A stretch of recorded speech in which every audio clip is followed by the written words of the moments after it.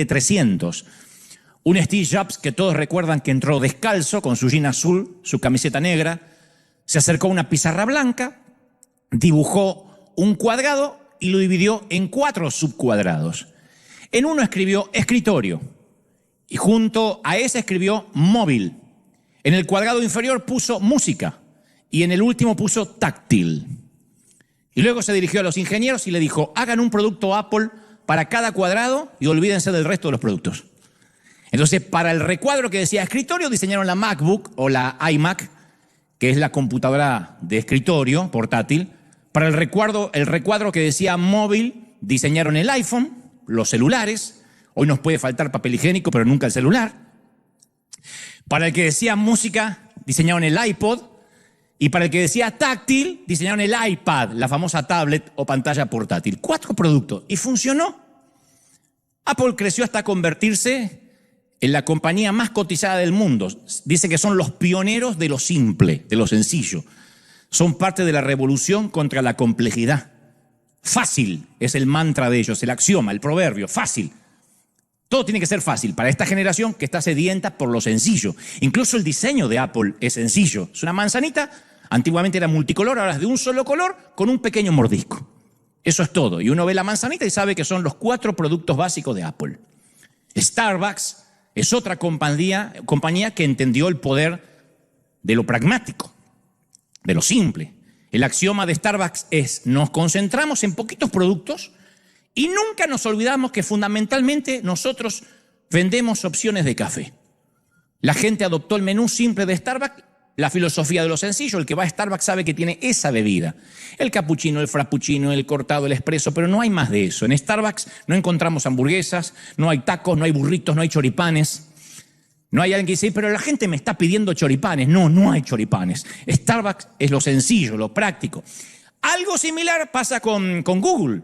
Es la clásica historia de Silicon Valley, una idea de 2 estudiantes universitarios que comenzaron a hablar en la habitación y hoy tienen el motor de búsqueda más usado en el mundo y más cotizado.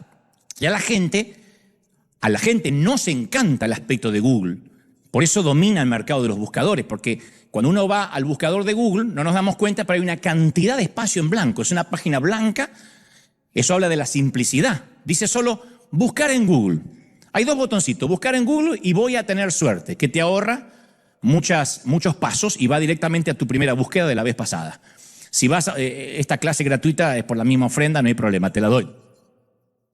Si vas a otros buscadores como Yahoo o Bing, por ejemplo, en la página principal hay cientos de fotografías, de noticias, de banner. Pero Google ganó por la filosofía de lo simple. Cuando uno está buscando algo no quiere publicidad ni que esté lleno de cosas. Google entendió que esta es una generación que no está capacitada, no se ofendan los que tienen menos de 30, que no está capacitada para procesar mucha información de golpe. Herbert Simon, el notable premio Nobel de Economía de 1978, predijo en aquel año, cuando justamente se hizo del Nobel, dijo: algún día la abundancia de información va a crear una absoluta falta de atención. La abundancia de información, lo diré otra vez, va a crear una absoluta falta de atención. Los de mi edad, que somos la generación X, no le importa el año en que nacimos, la generación X, toda la información que tienes que tener, tuvimos que adaptarnos a la era digital. Ya siendo adulto, a nosotros nos llegó tarde. Yo pensé que sabía mucho digitalmente porque cambiaba el horizontal y el vertical del televisor de mi mamá. Que algunos no saben lo que estoy hablando, no importa, mi generación sí, la risa te delató. Yo estaba ahí, papá decía, arreglá, y yo arreglaba, porque había rayas verticales y rayas horizontales, y uno tenía que arreglar. Yo dije, con eso ya puedo ser técnico electrónico. Pero nos llegó tarde, por eso la red social, te cuento una cosa más, entre paréntesis, con mayor chismerío, es el Facebook. Porque se creó en el 2004, y todas las señoras le dijeron a sus hijos, ¡ay, hijo, me abrís un Facebook! Y es darle un cuchillo a un mono. ¿Por qué? Me abrís un Facebook, hasta la abuela. Ay, hijo, le dice al nieto, abrime un Facebook, así me contacto con las otras señoras. Entonces, ahora, todas las más redes sociales a nuestra generación nos llegaron tarde. Por eso hay menos odiadores y hostigadores en Instagram, en TikTok, en Pinterest, porque los usuarios son más jóvenes. Nosotros nos quedamos con el Facebook, ya manejo el Facebook y nos sentimos Bill Gates. Aprendí a subir fotos. Pero siempre igual hay uno de 40 o 50 haciendo un ridículo en TikTok, pero son los menos. No se sientan mal. Los millennials, nacidos entre 1981 y 1993, millennials, todavía se acuerdan de un pasado de cabinas telefónicas, televisores analógicos, diarios o periódicos en papel. Los centennials, los nacidos luego del 2000, son los únicos calificados como nativos digitales, porque debido a que llegaron al mundo cuando ya existía Internet. Ya existía. Son la generación de la mayor información, pero dicen que también los más frágiles e inestables al punto de vista psicológico, porque están todo el día expuestos a una realidad virtual paralela que es Instagram, TikTok, YouTube, que no es la realidad. Por eso se les llama la generación de cristal. Y son capaces de prestar atención a cualquier cosa solo 8 segundos. Los que nacieron en el 2000 para acá, más de 8 segundos, no tenés la atención. Lee mensajes cortos, sencillos, con muchos emoticones. Si no tiene muchos emoticones y muchas caritas, no lo entienden. Los que nacieron a partir del 2010, que ya tienen nombres, la generación alfa, nacieron 100% en la era digital. Y se cree que solo pueden prestar atención durante 3 segundos. O sea, a tu hijo le tenés que hablar 3 segundos y lo perdiste. Por eso nuestra generación, la generación X, puede disfrutar un tráiler. El tráiler es el avance de una película que dura 1 minuto y lo disfrutamos. A ver de qué va la película. Nuestros hijos solo asimilan lo que se llama un teaser, que dura solo 12 segundos. 12 segundos y saben el argumento de la película. Eso es un don. Porque yo miro 1 minuto y digo, y ellos 12 segundos y ya saben. No es que está el antiguo villano, pero que no es el mismo, y este es un superhéroe que a la vez se junta con el universo del otro. Todo eso en 12 segundos. Yo no alcancé a ver el logo, no sé lo que dijo. Nuestros nietos no van a soportar ver un teaser. Porque lo simple está cada vez más de moda. Lo complejo forma parte del pasado. Al menos no se usa más. Y resulta irónico que debido a un mundo que se ha vuelto cada vez más complejo, la gente está sedienta más de cosas simples. Porque la cantidad de información que disponemos está en continuo incremento, continuamente.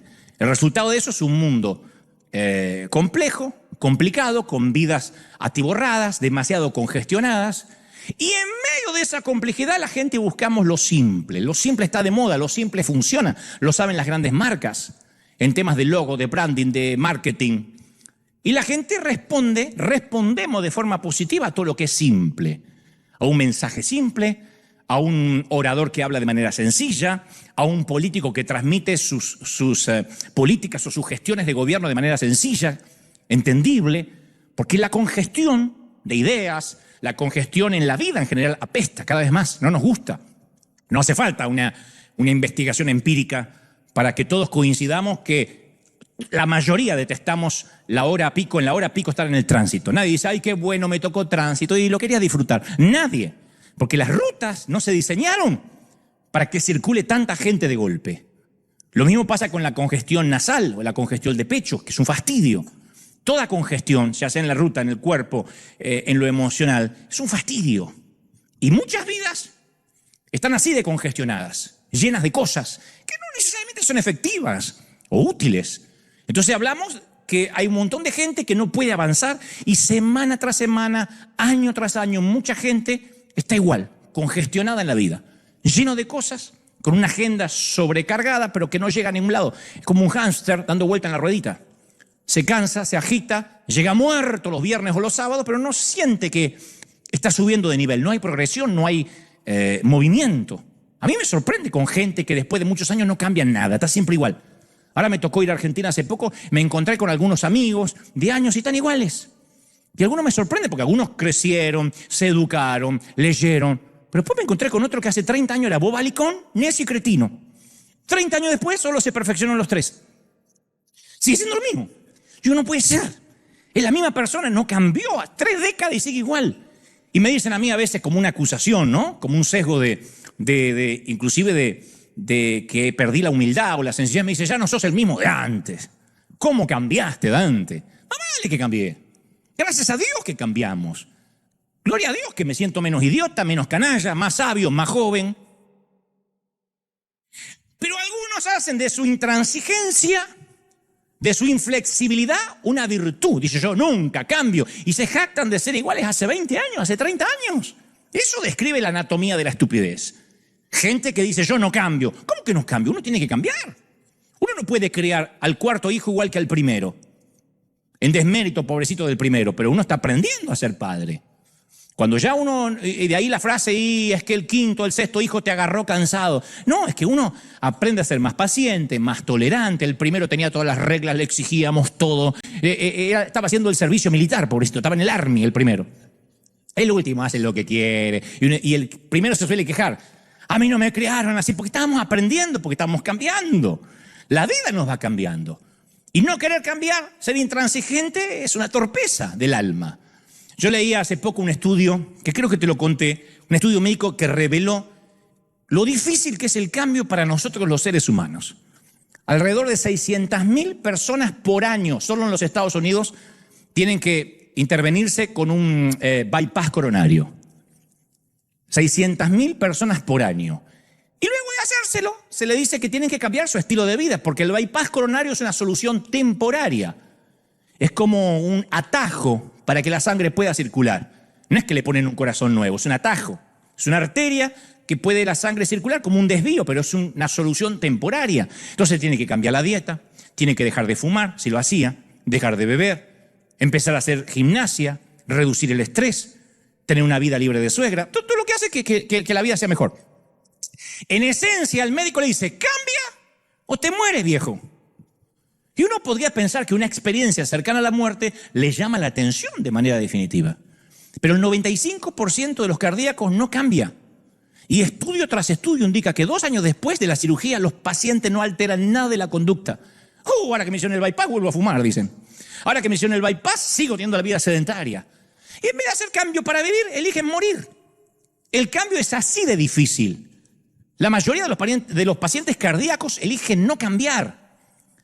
El famoso Alvin Toffler, que escribió el revolucionario libro El Shock del Futuro, él dice, los analfabetos del siglo XXI no van a ser aquellos que no sepan leer ni escribir, sino aquellos que no puedan desaprender y reaprender. Desaprender lo que estaba mal y reaprender, cambios.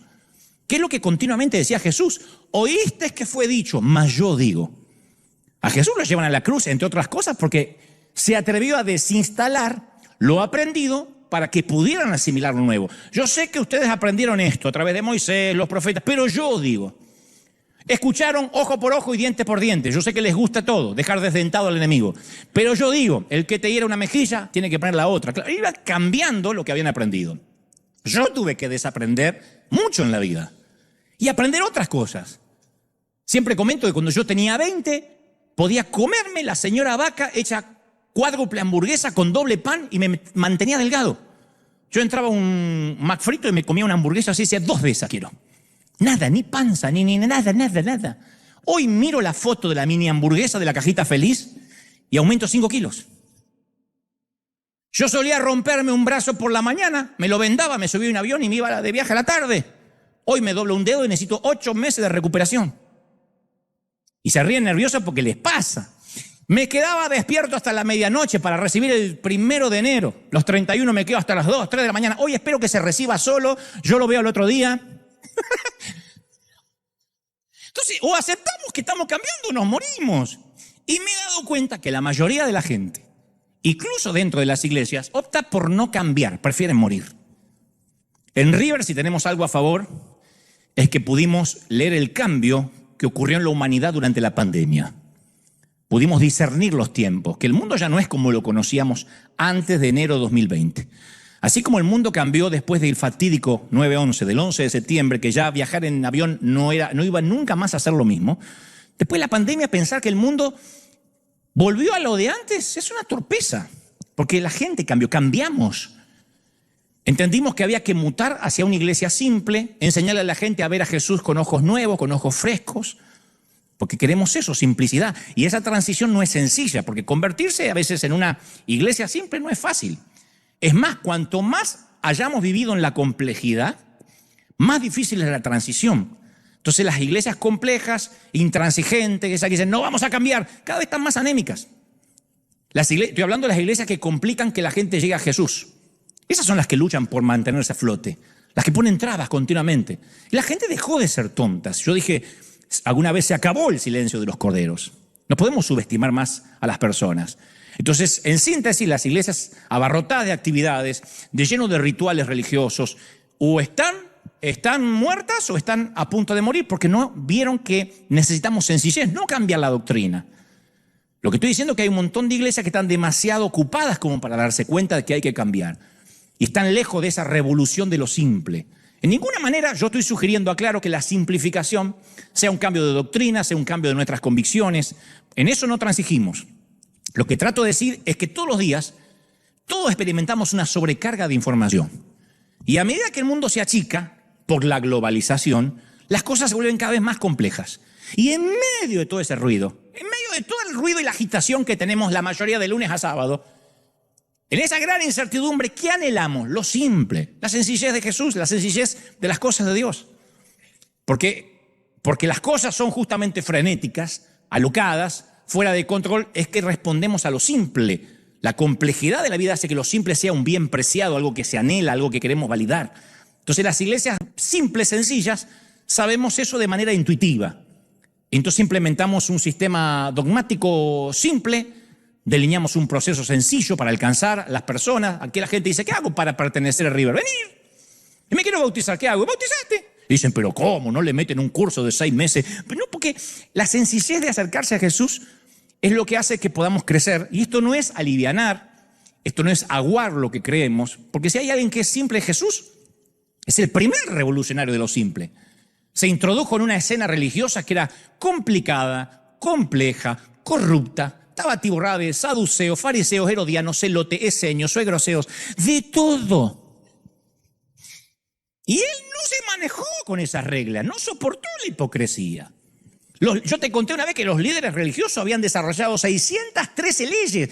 O sea que para acercarse uno a Dios tenía 10 mandamientos, 613. ¿Saben dónde sacaron ese número? Contaron las palabras de los 10 mandamientos y dijeron, son 613. Y llega Jesús, que tiene la capacidad de tomar lo complejo y simplificarlo todo, le dicen, ¿cuál de las 613 leyes es la más importante? Y él dice, hay 2 mandamientos nomás. Ama al Señor tu Dios con todo tu corazón, con toda tu alma y tu mente, ámalo. Eso es lo más importante. El segundo se parece al primer mandamiento, ama a tu prójimo, como a ti mismo. De eso depende la ley, los profetas, son 2 mandamientos, ama a Dios y ama al que está al lado. Si no amas a Dios y no amas al que está al lado, ¿qué me venís con las leyes? Le dijo Jesús. No bajó el nivel de la ley, no la abolió, captó el espíritu de la ley en toda su esencia en una sola frase. Dijo que de eso dependía todo. Resumió 613 mandamientos en 2. Ama a Dios y ama a la gente. Tomó la complejidad y le hizo simple. No ofreció doctrinas, rituales, reglamentos. Le ofreció una relación simple con Dios. Y él hablaba con los parias, con los marginados, con los leprosos, con los gentiles, con los recaudadores de impuestos, con los oprimidos, con los paganos, con los pecadores, con los chilenos que no van a ir al mundial. Hablaba con todo. Lo demás, saluda a Chile, pero es un chiste nomás, no lo podía dejar pasar. Los demás rabinos vivían de la exclusión, del aislamiento. Y al ver que Jesús era un tipo accesible, los enfadaba. Porque se le pegaban los chicos, se le pegaban los parias, se le pegaban los marginados. Pero para él la relación estaba por encima de la ley. Yo te conté que cuando tenía 16 o 17 años, llega un orador de visita a un campamento que fuimos, y llega un orador, si bien es cierto que no recuerdo todo lo que dijo en el mensaje, tengo en mente los puntos principales. Tenía 16, 17, y él gritaba y decía, no fumes, no use palabras obscenas, no tome bebidas alcohólicas, no tengas sexo y no juegues naipes. Lo de los naipes no lo entendí nunca hasta la fecha. Y el hombre terminó el mensaje pidiendo de forma apasionada, gritando, que cualquiera de los jóvenes que estábamos ahí que hubiésemos cometido alguna de esas 5 abominaciones, pasáramos al frente a arrepentirnos públicamente. Yo tengo que admitir que en ese punto de mi vida había cometido 4 de las 5 abominaciones. Te dirán, ¿cuál? No te importa. Este no es un mensaje de confesiones. No viene al caso, no procede. Pero tengo que decirte que la manera en que el hombre presentó esta información no me hizo desear confesar nada. Lo único que me dieron en ganas de irme ahí a hacer la única abominación que todavía me quedaba en la lista. Porque no es a través de la moral que uno se acerca. Después eso viene solo. Y muchas de nuestras iglesias están llenas de leyes, se han atiborrado de actividades, tanto que a la gente le cuesta dar con el mensaje de Cristo. La gente no tiene problema con Dios. Yo lo decía en Argentina hace un par de semanas. La gente tiene problema con los seguidores, con nosotros. No tiene problemas con Dios. Muy difícil que alguien le diga, Dios te bendiga, rechazo eso, te diga. Como digo siempre, uno va a la universidad de la vida. ¿Cuál es? Un hospital de niños. Un papá que tiene un chiquito, lleno de cañitos, con metástasis, con cáncer, y tratar de decirle, papá, independientemente de lo que usted crea, ¿me deja hacer una oración por su hijo? A ver si se niega. Nadie tampoco muere ateo. Nadie que se está por morir y uno se acerca a la cama y todavía está consciente, le dice, ¿quiere que hagamos una oración para prepararse para la eternidad por si acaso existe Dios? Y te diga, no, a mí déjame que me coma los gusanos. Nadie. Entonces la gente no tiene problemas con Dios. El problema es la religión organizada, que la saturamos de tantas cosas que estamos ocupados haciendo iglesia en lugar de ser iglesia. Y Jesús le dijo a los religiosos que eran como sepulcros blanqueados. Le dijo, ustedes son ataúdes de lujo. Ataúdes de lujo, sarcófagos de lujo. Es un insulto. Por fuera brillante, lustroso, pero ¿qué hay dentro? Muerte. Bajo la superficie, bajo la tapa, ¿qué hay? Nada. Y con frecuencia el congestionamiento hace que las cosas parezcan normales, pero está todo bien, como le pasó a decenas, cientos de parejas antes de la pandemia. Pensaban que se llevaban bien, hasta que tuvieron que estar en cuarentena juntos, mirándose la jeta. Y entonces se dieron cuenta que el congestionamiento y la actividad no le dejaban pensar que no se amaban. Porque el activismo siempre es un disfraz de la falta de vida, de la falta de amor. La complejidad es una buena forma de cubrirlo todo. Entonces en las iglesias podemos ser a veces ataúdes elegantes, mucha actividad pero no hay cambio de vida. Da la impresión de que pasan cosas, de que hay vida. A mí me suelen preguntar mucho, ¿y ustedes en River Arena solo se reúnen los domingos? Especialmente de América Latina preguntan. ¿Y qué hacen durante la semana? Y yo respondo, dentro del edificio nada, tenemos una vida. Familia, trabajo, estudios, oficio, profesión y reflejar a Cristo en la vida diaria. Pero por años le tuvimos miedo a lo simple. Entonces surgió una idea y ampliamos el menú. ¿Alguien quiere un evento especial? Ampliamos el menú a pedido del público. Y pensamos que cuanto más actividades tenemos, mayor va a ser el impacto. Y lamentablemente los menús demasiado grandes no significa que sea comida saludable y fresca. Hay que aprender a decir no. Decir no es muy difícil. Ningún líder quiere decir no porque lo ven como el malo de la película. Ni los padres nos gusta decir no. Pero si no nos regalamos el no, vamos a criar delincuentes. No podemos decirle todo sí a nuestros hijos. Entonces, permanecer enfocado es esencial para una vida simple. Y una vida enfocada y simple no se puede lograr sin decir no. No podemos decir sí a todo. Yo te conté que mi mamá me decía, vos tenés el sí fácil. Aprendí a decir no. Menos mal que no me naciste mujer, me decía mi mamá siempre. Vivirías embarazada. Y sí, porque yo decía sí a todo. Sí, para que no se ofenda, le dice a mi hijo. Porque yo era así. Hubiese sido así de ser mujer. Entonces, aunque no es fácil, nuestra salud emocional y espiritual está en juego. Entonces, el enfoque es algo que la Biblia enseña todo el tiempo, el enfoque todo el tiempo. David oró en el Salmo 27:4, dice, una sola cosa le pido al Señor y es lo único que persigo. Estar todos los días, habitar todos los días en la casa del Señor. Una sola cosa. Pablo dijo en Filipenses 3:13, más bien una cosa hago, una. Olvidando lo que está atrás y yendo hacia adelante, hacia la meta. Estaba enfocado en una sola cosa. Apple produce una gran influencia en las generaciones futuras. Netflix, Starbucks, Tesla, hasta McDonald's. Hicieron una lectura de los tiempos y mutaron hacia lo simple. Nike. Y nosotros, que se supone que comenzamos con la simplicidad de Jesús, todos los días mutamos hacia lo complicado. Yo te voy a contar algo. Te conté que una vez cuando yo era chiquito tenía miedo a 3 palabras que detestaba más que cualquier cosa. Era si algo traía el letrero que decía fácil de armar. ¡Oh! Pero yo nunca tengo un problema con la motricidad fina. Para decir que soy idiota para armar cosas. Pero suena delicado. Cuando te diga tu mujer, sos inútil, tengo problemas con la motricidad fina. Queda como una patología. Yo nunca pude armar nada. De verdad, de corazón. Armé un rompecabezas cuando era chiquito que tardé 7 años. Y me puse feliz porque decía en la caja de 1 a 10 años.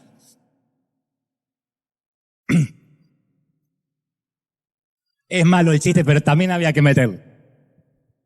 En nuestros países, la pestaña A, en nuestros países, una crítica, de México para Tierra del Fuego, la pestaña A nunca encaja en la ranura B, nunca. Porque en nuestros países yo creo que el que prearma esas cosas dice, por lo poco que me pagan, voy a hacer que nada encaje y que el modular le quede como la Torre Eiffel de por vida.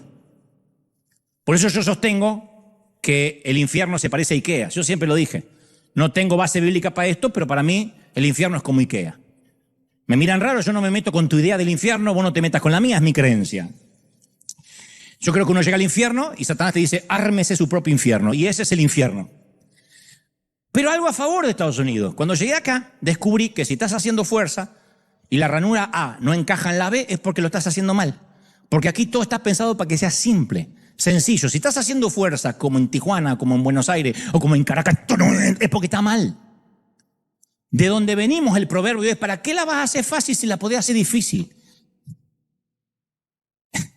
Y esto aplica para cualquier trámite del Estado en nuestros países, cualquier trámite estatal, hagan memoria. En Argentina un día quise renovar el pasaporte, morí en el intento, abandoné el 5.º día en la 6ª ventanilla, dije hasta acá llegué, no viajo más. Me agarró una burócrata empleada pública, me sacó las ganas de vivir, me vampirizó, me drenó, me dejó así como un perrito atropellado, yo no. Tiene que llenar estos 10 formularios y presentarlos de 6 a 1 en ayunas con la primera orina de la mañana, junto al certificado analítico de sus estudios secundarios y si puede una muestra de materia fecal y un libre de deuda impositivo que tiene que pedir en el juzgado de la capital federal y después pida una cita personal en el registro civil de la provincia los martes y jueves de 7 a 9 después de hacerse el análisis de próstata. Voy a decir, no, yo hasta acá llegué. Basta. No viajo más. Me sentí culpable por estar respirando frente a ella. Me secó como una pasa de uva, me chupó las ganas de vivir. Sin embargo, la simplicidad ha hecho que hoy podamos hacer trámites en línea, sin movernos de casa. Por eso mismo, insisto, la complejidad de la iglesia y de la vida tiene un costo muy alto. Necesitamos hacer un viraje hacia lo simple en todo. En muchas iglesias ya se habló demasiado. Ya no hay más discurso que valga. Se trata de entrar en acción. Por eso Arjona suele cantar la iglesia, se lleva en el alma y en los actos. Y no te olvides, hermanos míos, que Jesús es verbo, no sustantivo, dice él. Jesús es verbo, no sustantivo, no solo le canta la celulitis y a la grasa abdominal. Hasta Nike tiene una gran teología, dice solo hazlo. Entonces, hay momentos que uno tiene que negarse a ser un burócrata religioso e implementar un proceso simple que haga avanzar a las personas hacia una transformación real. La otra alternativa es continuar siendo intransigentes, obstinados, dogmáticos, pero anémicos. Entonces, cambiar o morir, esas son las opciones. Tenemos que cambiar o morir. ¿Qué impide que yo sea bautizado? Le dijo el eunuco a Felipe, nada. ¿Qué impide que yo me acerque al Señor? Nada, deja tus cosas y sígueme. ¿Cuándo hubo una lista de requisitos? Que después vienen. Porque cuando uno se enamora de Dios, hay cambios que vienen de manera natural. Yo hace un par de semanas estuve, como te dije, en el Luna Park en Buenos Aires y todo el mensaje o la conferencia se redujo a que el público pensara cómo estaba viviendo su vida, de qué manera la estaban viviendo. No si hay vida en el más allá, sino si esto que tengo es vida. Y una de las cosas que me hacen sentir pleno es que Dios me prestó los oídos de la gente cuando tenía yo 19 años, que empecé mis primeros pininos, mis primeros palotes como orador. De lo único que me arrepiento es de no haber comenzado antes. Salomón escribe en Eclesiastés sabiamente, dice, palabras con cierta ironía, dice, acuérdate de tu Creador en los días de tu juventud, antes que lleguen los días malos y vengan los años en que digan, no encuentro placer alguno en mis años de juventud. Los desperdicié, los tiré. O sea que Salomón es el gran simplificador, el que ayuda a simplificar la vida. Me encanta cuando él dice en Eclesiastés, dice, un día, hablando esto de la vejez, dice, un día temblarán los guardianes de la casa. Describiendo a los ancianos que tiemblan, describiendo el temblor que vamos a tener todos de manera natural, no necesariamente porque tengamos Parkinson. Dice, y se encorvarán los hombres de batalla. Todos nosotros en algún momento nos vamos achicando. Nando va a desaparecer. ¿Y Nando? No, murió. No, se encorvó. Porque mi papá se fue achicando. Mi papá, yo cuando lo conocí era gigante. Cuando antes de morir era chiquitito. Dice Salomón, se van a detener las molenderas por ser tan pocas. Las molenderas, está hablando de la pérdida de los dientes. Cuando cada vez haya menos sillas en el comedor. ¿Se entendió la metáfora? Dice, se irá, fíjate vos la poesía de Salomón, dice, se irá disminuyendo el ruido del molino. Las aves elevarán su canto, pero apagados se oirán sus trinos. que habla de la pérdida de la audición que viene con la vejez, que es algo maravilloso cuando alguien está casado con alguien que no quiere, porque los viejos ya no la escuchan más a la vieja. Te estoy llamando. Yo no sé, no escucho, dice él.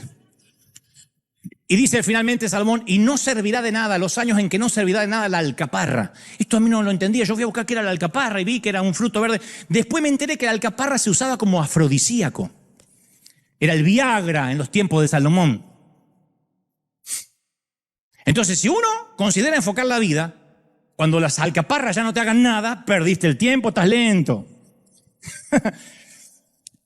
Y voy a terminar regalándote 2 historias maravillosas que incluyen 2 palabras que resumen lo simple, la simplificación. Gracias y suficiente. Esas son mis 2 palabras favoritas en esta temporada de la vida.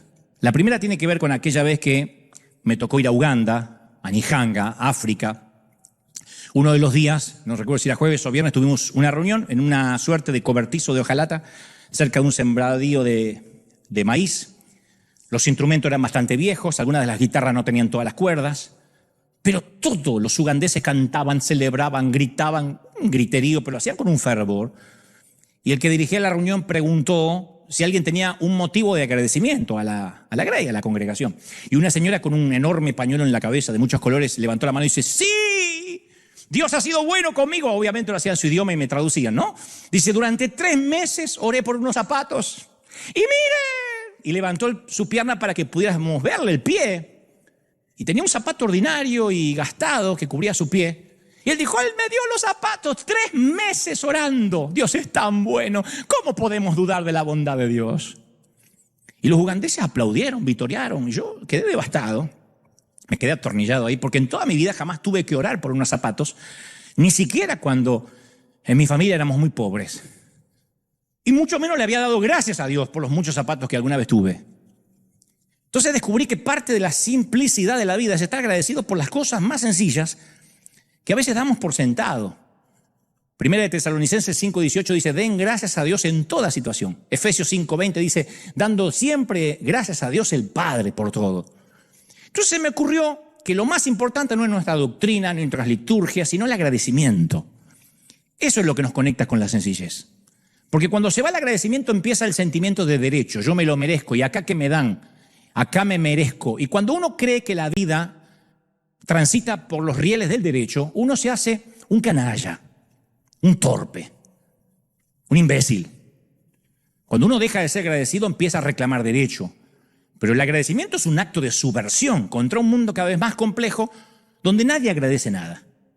Duele. Nosotros amueblamos casas todas las semanas y algunas no te vamos nunca a mostrar las imágenes porque nos duele que la gente que no tenía dónde dormir hasta ayer, que literalmente lo hacían en el suelo, hoy ni siquiera dice gracias por haber estado 8 o 9 horas amueblándome toda la casa, decorándomela, no dice nada. Como diciendo, bueno, yo acá estoy inmigrante, indocumentado y me tienen que dar. Y choca.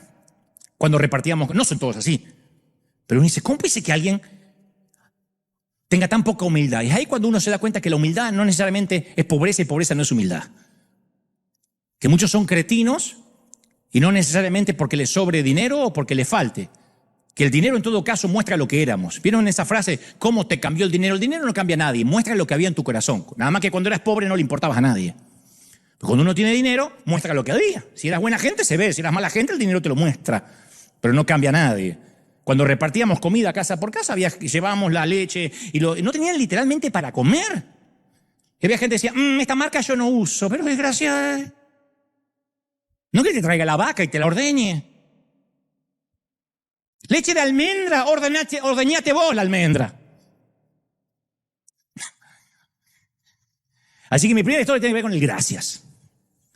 Mi segunda historia tiene que ver con la palabra suficiente. Porque, a ver, vamos a convenir antes de esta segunda historia. Dios le dijo en el huerto a Adán, come de todos los árboles del jardín, menos del árbol del conocimiento del bien y del mal, porque del día que de él comas vas a morir. Le dio acceso a todos los árboles, come de todo menos uno. Y aunque había centenares de árboles y le prohibió uno, la serpiente se las ingenió para producir lo que permanece hasta hoy, la sensación de escasez. Génesis 3:1, la serpiente dice, ¿es verdad que Dios le dijo que no coman de ningún árbol? No le dijo, ¿es verdad que no pueden comer de uno? Porque ahí hubiesen dicho, sí, es verdad, uno solo, los demás podemos comer lo que querramos. ¿Es verdad que no pueden comer de ninguno? y les produjo esa sensación de escasez que podemos tener todo aunque recién nos compramos el último celular. Mordieron el anzuelo. Tenemos todos los árboles a disposición y nos falta ese. Tenemos comida, tenemos ropa, tenemos calor, tenemos amigos, celulares, auto, televisor, pero sentimos que nos falta eso. Hay una parábola india sobre esto, que es mi segunda historia. Un gurú tenía un discípulo y estaba tan contento con el progreso espiritual del hombre que lo deja solo. Y el discípulo vivía en una pequeña choza de barro, muy minimalista. Vivía siempre rogando por su comida y su sensei le decía, no importa, porque lo principal está más allá del sol. De este lado hay que vivir con lo mínimo indispensable. Y una mañana el discípulo, después de su oración, lavó su calzón y lo colgó para que se secara. Y un día regresó de pedir limosna y descubrió que el calzón estaba roto y corroído por las ratas. Así que le pidió a los aldeanos algún calzón que le sobrara y se lo dieron. Pero las ratas se lo comieron también. Entonces consiguió un gato. El gato se ocupó de las ratas, pero se le complicaba la comida del gato, entonces tenía que pedir también leche para su gato. Entonces dijo, para no andar pidiendo leche para el gato, queda feo, me voy a conseguir una vaca. Así que consiguió una vaca y descubrió que tenía que sembrar pasto para alimentar a la vaca. De modo que decidió cultivar el terreno alrededor de la choza para que la vaca tuviera pasto. Pero pronto se dio cuenta que no tenía tiempo para orar y meditar. Así que le pidió a algunos sirvientes, los contrató para que trabajaran en la granja. Pero supervisar los trabajos hizo una tarea ardua, por lo que se casó para tener una esposa que lo ayudara. Después de un tiempo el discípulo era el hombre más rico de la aldea. Y el gurú, el sensei, pasaba un día por ahí y se detuvo a saludar al discípulo. Y se sorprendió que donde hubo una choza de barro ahora se alzaba un palacio, una gran propiedad con muchos sirvientes. Y le dijo, ¿qué hiciste? ¿Cómo pasó esto? Y él le dice, mire, si le cuento no me va a creer mi señor, pero no había otra forma de cuidar mis calzones.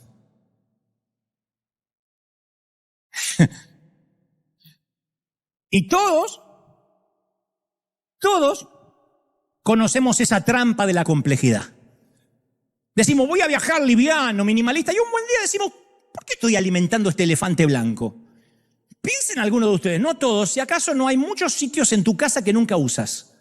Espacios, un comedor que se usa para Navidad, un patio que nadie va, una parrilla que nadie usa.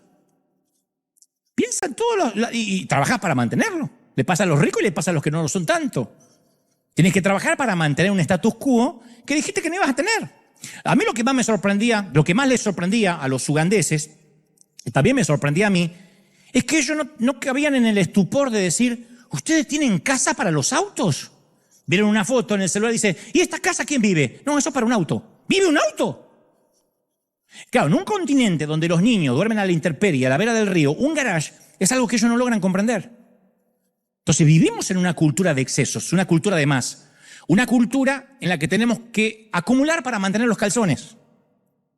Todos acumulamos y mantenemos y trabajamos para mantener los calzones.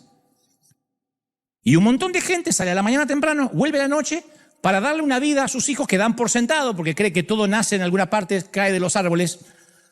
Y estamos manteniendo unos calzones que si nos pudiéramos a pensar, decimos, ¿de verdad vale la pena tanta complejidad? Entonces la única forma de romper eso es aferrarnos deliberadamente a una vida sencilla. Como decía el apóstol Pablo, he aprendido a vivir en abundancia y he aprendido a vivir en escasez. Caramba, si yo voy a un país y me dicen, ¿a dónde querés dormir? Siempre digo, si se puede, en el mejor hotel que haya. No me voy a hacer el humilde. Si se puede, un hotel que haya room service, que sea cómodo, con linda vista. Si no se puede, en cualquier piecita. Eso es aprender a vivir en abundancia. No significa que no te guste la abundancia. A mí me gusta estar cómodo. Si no se puede. No depende mi alegría de eso. Mi salud emocional no está regulada por donde yo duerma. Entonces hay dos formas de obtener lo suficiente. Una es acumular más. La otra es necesitar menos. Darte cuenta a determinada edad que necesitas menos. Como decía un amigo, ¿para qué quiero 8 baños si solo puedo usar un inodoro a la vez? ¿O hay alguien que puede usar 2 a la vez? Toda la creación de parte de Dios tiene una economía creativa. Fíjate que cuando Dios hace el cuerpo humano no pone 3 corazones por las dudas. Te puse un riñón de más, había espacio, ¿viste? Te lo puse entre la vesícula y el apéndice, te metí un riñón. Todo. Y con una mentalidad judía dice, cuídalo, porque no hay otro. Cuídalo mucho. Cuida el corazón, cuida el riñón, cuida la vejiga. No habría 2 próstatas, no una. Qué lindo sería tirar la grande y agarrar la chiquita. No, una. El enorme Facundo Cabral, gran compositor argentino, solía cantar una maravillosa canción que decía "Vuele bajo". Una que decía "Vuele bajo, porque abajo está la..." No había que parar, podía seguir. No me iba a perder. Gracias. Seguí, papi. Ahí está. Tienen miedo que diga, pero ¿por qué no me seguiste? Y él, entre la canción de "Vuele bajo", solía recitar algo como: mi madre decía, soy tan pobre que ni siquiera tengo un patrón. Y se quejaba un hermano mío. Anduvimos 7 años a la deriva, de pueblo en pueblo, cruzando campos. Y un día se quejó mi hermano y dijo: todos tienen casa, menos nosotros. Y mi madre dijo: ellos son pobres porque solo tienen casa. Nosotros somos ricos porque el Señor nos dio un mundo para caminar. Así que sigue caminando, hijo. Sigue. Y seguía Facundo Cabral, dice: ayer le contaba a una amiga en un programa de televisión que mi madre era tan responsable y agradecida que quería levantarse para hacerse su propio cajón. Y que hizo prometernos, que le prometamos cosas que hicimos, que cuando cerráramos el cajón escribiéramos arriba: gracias. Le daba gracias al cuerpo que la llevó por el mundo, la que aún comiendo de la basura de la calle, antes se arrodillaba para dar las gracias. Diógenes, cada vez que pasaba por el mercado se reía porque decía que le causaba mucha gracia y le hacía muy feliz ver cuántas cosas había en el mercado que él no necesitaba. Es decir, rico no es el que más tiene, sino el que menos necesita. Y yo adhiero a las palabras de Cabral y digo: la sencillez en toda la Biblia está marcada por la gratitud. Muéstrame un corazón desagradecido y te voy a mostrar a alguien que no es sencillo. Es la decisión de decir: mi casa es lo suficiente. En esta temporada es lo suficiente. Mis posesiones son lo suficiente. Yo ya como lo suficiente.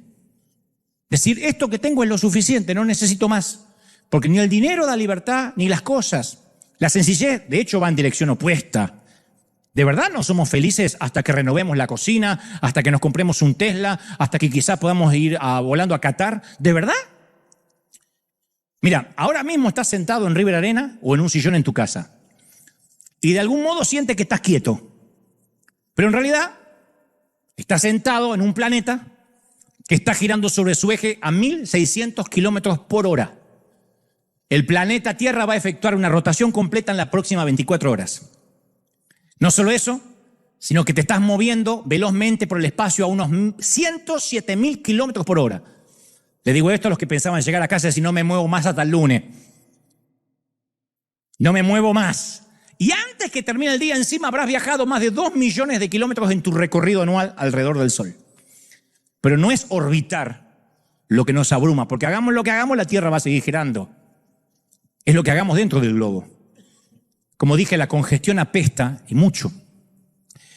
Joaquín Salvador Lavado, más conocido en el mundo como Quino, falleció, este enorme guionista y dibujante, a fines del 2020, y fue uno de los argentinos más universales. Sus creaciones atravesaron fronteras, idiomas, y su creación, la rebelde y sagaz Mafalda, si alguien se acuerda, ganó adeptos en todo el mundo, traducida en muchos idiomas, millones de ejemplares vendidos, y en los tiempos de las redes sociales se le atribuyó a Mafalda la frase: paren el mundo que me quiero bajar. Pero en realidad es un mito urbano, nunca lo dijo. Y su creador, Quino, lo desmintió allá en el 2012 y dijo: no, mi personaje jamás diría eso, porque ella es una luchadora. Ella nunca querría que el mundo pare. En todo caso, querría que el mundo mejore. Y creo que nosotros tenemos que pensar lo mismo. Como Mafalda, no queremos que el mundo se detenga. Mucho menos queremos bajarnos. Pero sí tenemos que viajar más lento. Y en medio de la complejidad, buscar lo simple. Porque lo simple está de moda, lo simple funciona. Así que cambia o te mueres. Porque en lo que respecta a Jesús, te puedo asegurar, le pese a quien le pese, que sigue siendo más simple y sencillo que nunca.